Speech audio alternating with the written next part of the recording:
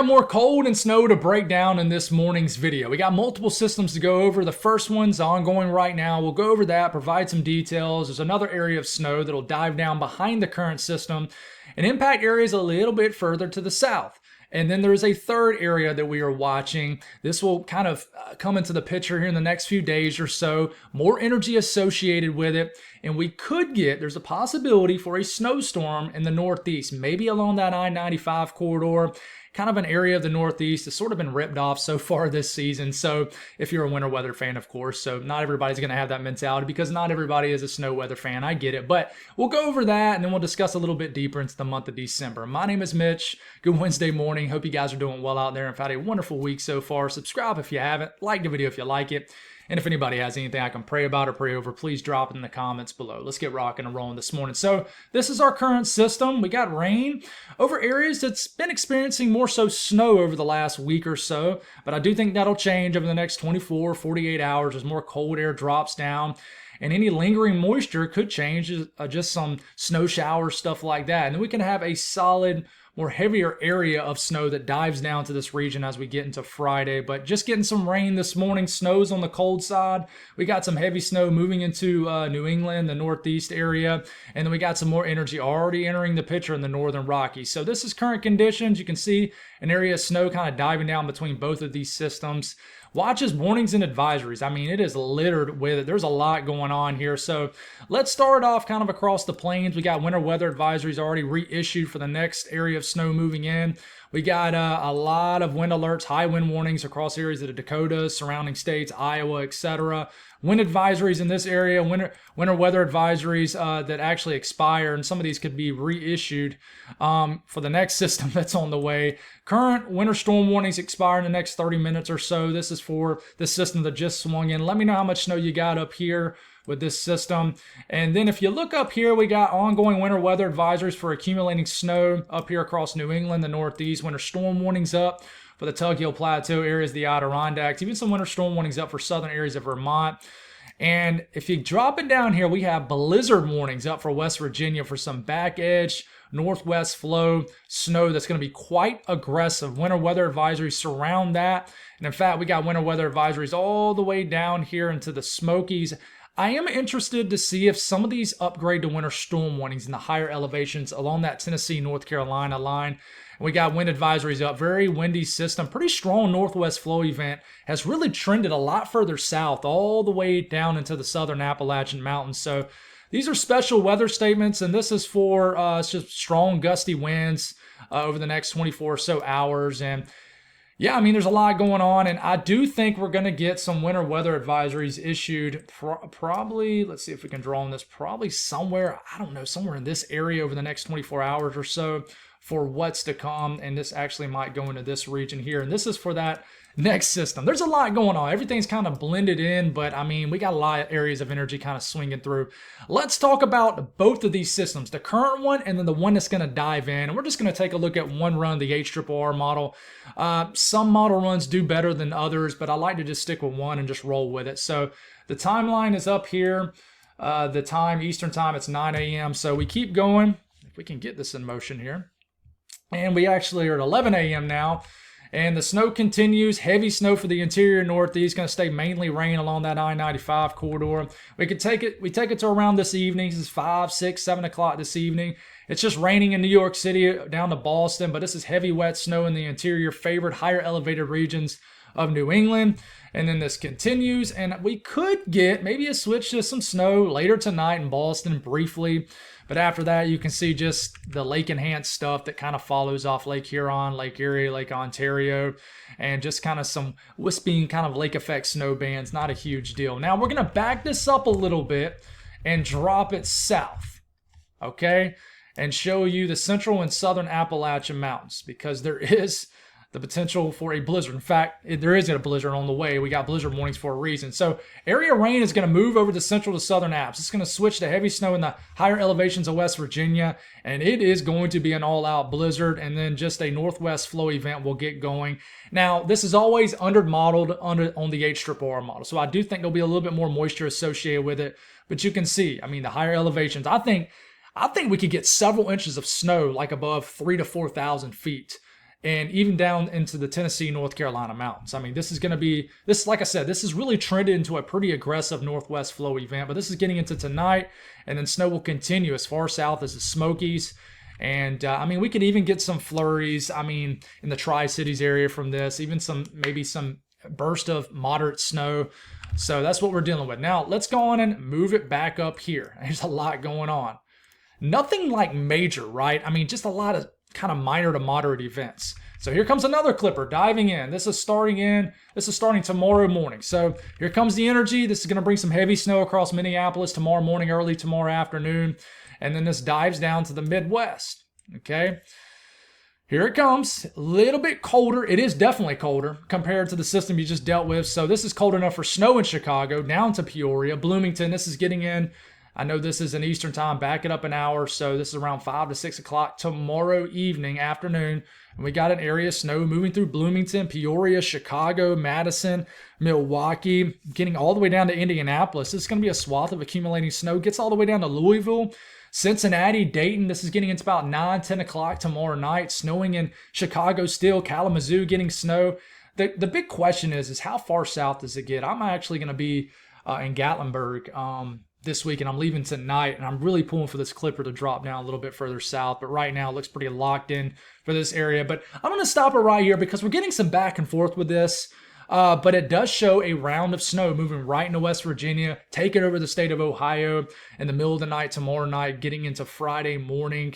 And, well, we might as well. Let's flip it to the HRRR model. I'm sorry, to the NAM. What does it show as we continue? Let's move this another 12 hours or so. It actually gets some snow breaking out across Virginia again. It's very possible. This is Friday morning. More snow for your second Friday in a row in Virginia? Absolutely. It's looking like that's going to be the case.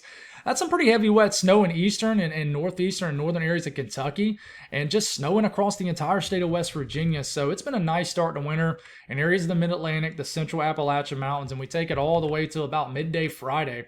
And I mean, trying to get a rain snow mix into the DC area, Virginia, Maryland. So, all right, let's talk about what's forecast from the current storm. This is New York, shows areas of Vermont. This is how much snow your areas are calling for.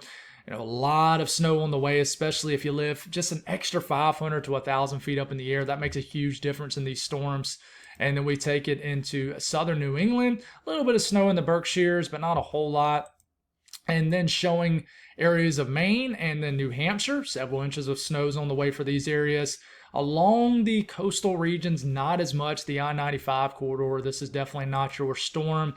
An interior New England event, Caribou, going for 7 to 14 inches of snow. So this will be a pretty decent event, heavy wet snow that'll move into this region. It's definitely uptrended, I would say. This is between now and about 7 p.m. Friday. So a lot of snow. This is definitely, I could see some of these winter weather advisories upgrading to winter storm warnings up here. And then, because I kind of missed PA here, this is Pennsylvania. Northern to northwestern areas of the state are going to get 8 to 12 inches of snow. And this is kind of combining lake effect stuff with the stuff that's ongoing right now. Kind of a combination of everything. But this is how much snow you can see between now and 7 p.m. Friday in this area. Now, let's drop it down to West Virginia. Snowshoe calling for a foot of snow between now and 10 a.m. Thursday. I mean, that's just tomorrow. I mean, so that's a lot of snow on the way. And just under an inch snowfall totals in the lower elevations. But, I mean, it's going to snow fast and in a hurry in these areas. Beckley going to get more snow. And then we drop it down to eastern Kentucky. Now, this is just between now and about 1 p.m. Thursday. This is not combining kind of what's on the way, right, with that clipper. They have not upgraded their graphics to go that far out. Now, we'll see if we can do this.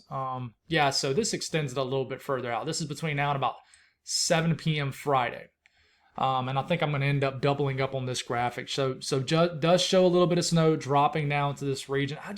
I really hope this ticks south for my personal reasons, because I'll be a little bit further south in eastern Tennessee on my vacation. But this is how much snow to forecast between now and about 7 p.m. Thursday. Let's see if they have an updated graphic. Yeah, this extends all the way to 7 p.m. Friday. So you can see going from about 3 inches in Boone, Beckley about 4 inches between both events. I mean, we're going to get a little bit of snow, even into kind of the foothills. I mean, it's the mountain still of Virginia, but an inch in Blacksburg, Roanoke, half an inch, Lexington, an inch. So, I mean, we're going to get some snow. It's kind of confusing because it's combining what's on the way and then what happens Friday. So, just there's the timeline up here all the way to about 7 p.m. Friday. Now, this is, let's see. This is how much snow you can expect between now and about 7 p.m. Friday in eastern Tennessee. You know, this is mainly for the Northwest Flow event tonight in this area, but can we get that clipper that comes in Friday to nudge a little bit further south? I mean, that's a big question. Hopefully we can if you're a snow weather fan in these areas. I think the further north and northeast you get, the better the chances. Watch out in the Tri-Cities area, going for about a half an inch in Johnson City. And then this is starting off from the clipper that's on the way. This is South Dakota. We're kind of jumping around a lot. And then this is the southern half of Minnesota for the clipper that's on the way that we just talked about. So more accumulating snow. Minneapolis, you could get a half an inch to 4 inches of snow. And then this is Wisconsin. This is how much you could get. The southern half of Wisconsin, this will be mainly your kind of deal here. And then Illinois and Indiana. Chicago, several inches of snow is possible. You could get as little as about an inch, but definitely some more accumulating snow. But right here in kind of the north central areas of Illinois down to central Indiana, this will be an area that's going to be good for about 2 to 5 inches of snow. I mean, Indianapolis, that's a pretty decent event, 2 to 5 inches of snow on the way. And then we drop it down to Ohio, Columbus, Dayton, Wilmington, Cincinnati, 3 to 4 inches of snow from this clipper diving in. Man, we need this thing to dip a little bit further south. But Kentucky. So this between now and 7 p.m. Friday. I've already showed you a little bit of eastern Kentucky, but a few inches of snow's on the way. Now I would watch out, you know, once you get down to London, Elizabethtown, can this trend a little bit further south? And I'm wish casting this at this point. But we're going to get some snow, and there's probably going to be another round of snow in this area later in the weekend. And that is not included in this forecast. So, yeah. Now, what's after this, right? And like I just said, here comes another round of snow. This is getting into Saturday. You can see this is the third round that can kind of combine with some more energy once it moves east. And then what happens after that, Sunday into Monday, I think we enter a quiet period as a ridge begins to dominate the area. Okay, what about the eastern U.S.? This is where things can get a little bit more tricky. Here comes that third area of snow. This is not the one for Friday. This is for Saturday. So we get Thursday, Friday, and Saturday. And this one is probably going to hit the Ohio Valley again into the central Appalachian Mountains. I mean, it's just going to be a wintry weekend coming up. But we continue to move forward, and this is when the energy can combine a little bit, and we could get a little bit of snow for the Delmarva, the Tidewater, really the Delmarva region is what I meant to say, and areas of New Jersey. You can see a touch of snow trying to get into the Northeast. Let's switch this to the 06Z because I do think we have it. Yeah, it looks much better, so I'm glad I showed it to you. I mean, check this out. It even shows some snow all trying to dip down all the way back down into the southern Appalachian Mountains here. Mountains of North Carolina, Tennessee. And we got a swath of moderate snowfall and even some heavy snow developing Sunday morning across these areas that really have not seen much snow. And then it tries to build this low pressure off the coastline Sunday, bring some accumulating snow along that I-95 corridor, and then a shot of cold air follows. GFS, same thing, comes in, tries to deliver a little bit of snow a little bit further south Sunday, though. It doesn't really get it into the I-95 corridor. And the Euro AI model, let's see if we have the 06Z. We do. The Euro AI model swings this in and delivers a pretty, and I know this just shows up in green, but this is snow. Okay, it delivers a pretty nice snow event across New England, or I'm sorry, the Northeast, the I-95 corridor, and you got to watch the Mid-Atlantic with this look too. I mean, for sure, you got to watch the Mid-Atlantic, and I mean, this is even some snow all the way down to the southern Appalachian Mountains. Mountains of Tennessee and North Carolina. When I say southern Appalachian Mountains, I'm normally talking about the Smokies, the mountains of North Carolina, Tennessee. I'm just so used to saying that. But anyways, I mean, this ends up turning into a nice snowstorm. In fact, man, this looks like snow all the way down to North Carolina. Let's see. No, it's not. But I mean, it is a nice few to several inch snowfall event across areas of the I-95 corridor. Okay, so we'll continue to watch this. But, you know, moving forward, if we look at the Euro Ensemble signal, you can see here's the Friday event. This is in 24-hour periods, dipping south. Okay, a little bit of a signal even into the mid-Atlantic, and then here comes the next event. And you can see how there is a signal here, and I have a feeling the O6Z Euro ensemble is going to look a little bit more impressive with this. So, yeah, we'll continue to watch this. Yeah, let's continue to move forward. So, regardless of if we get a snowstorm in the Northeast or not, here comes the blast of cold air behind the first trough dig for that's happening pretty much right now to the later portion of this week. And then we get a blast of Arctic air that follows. Okay, that is very, very cold air, and this continues to trend a little bit colder, and it's actually beginning to trend a little bit further south again. So, you know, we kind of had this Arctic air mass showing up pretty far south, then it trended north. Now it's trending back a little bit further to the south. So as we're getting into the end of this weekend, very cold air mass moves in and freezes up all the way to the end of this weekend into the start of next week. And then we see a warm-up show up. And looks like a widespread lower 48 warm-up. Okay, and that makes sense. If you look at the trough digging down the bluish green color, okay, this swings down. This continues to trend a little bit south, so it's going to bring some very cold air to the eastern U.S., and then the ridge builds in.